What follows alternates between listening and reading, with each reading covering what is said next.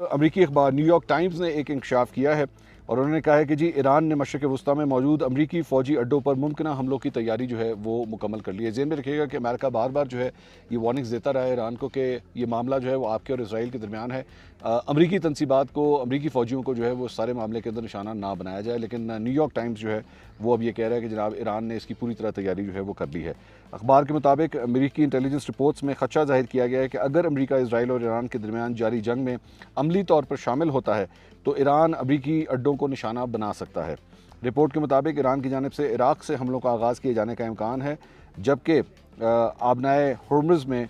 بارودی سرنگیں بچھانے کی حکمت عملی بھی اپنائی جا سکتی ہے تاکہ بحری نقل و حرکت جو ہے اس کو متاثر کیا جا سکے۔ امریکی حکام نے اس خدشے کے پیش نظر یورپ میں تقریباً 3 درجن ری فیولنگ طیارے جو ہے وہ تعینات کر دیے ہیں، جو کہ نہ صرف امریکی اڈوں کی حفاظت کرنے والے لڑاکا طیاروں کی معاونت کریں گے بلکہ ایران کی جوہری تنصیبات پر ممکنہ حملوں پر بمبار طیاروں کی رینج بھی جو ہے وہ بڑھا سکتے ہیں۔ اور نیو یارک ٹائمز کے مطابق امریکی حکام اس وقت ایک وسیع جنگ کے پھیلنے کے خدشے کا سامنا کر رہے ہیں، کیونکہ اسرائیل کی جانب سے وائٹ ہاؤس پر ایران کے خلاف براہ راست کارروائی کا دباؤ بڑھتا جا رہا ہے۔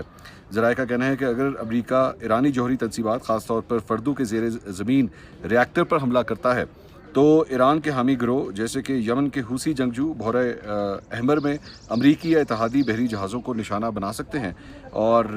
رپورٹ میں مزید کہا گیا ہے کہ امریکہ کے زیر غور ایک آپشن 30,000 پاؤنڈ وزنی بنکر بسٹر بم کا استعمال ہے، جو کہ فردو جیسے زیر زمین ری ایکٹر کو تباہ کرنے کی صلاحیت رکھتا ہے۔ اب یہ جو 30,000 پاؤنڈ کا بیسکلی جو بنکر بسٹر بم ہے، اس کی تھوڑی سی میں آپ کو ڈیٹیلز جو ہے میں آپ کو بتاتا ہوں۔ یہ بیسکلی امریکہ کے پاس ہے، یہ صرف امریکہ جو ہے وہ یوز کر سکتا ہے۔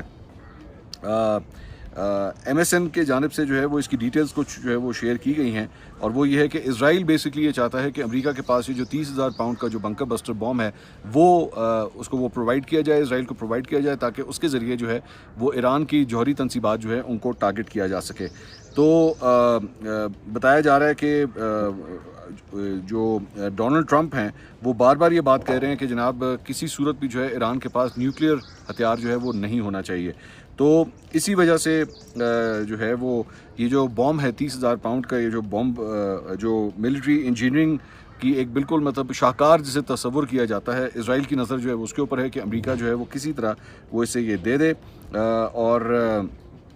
یہ بیسکلی بنائے ہی خاص طور پہ نارتھ کوریا اور ایران کو ٹارگٹ کرتے ہوئے جو ہے وہ یہ بم جو ہے وہ بنایا گیا تھا۔ تو اب دیکھتے ہیں کہ اسرائیل تک اس کا ایکسیس جو ہے وہ پہنچتا ہے یا نہیں پہنچتا۔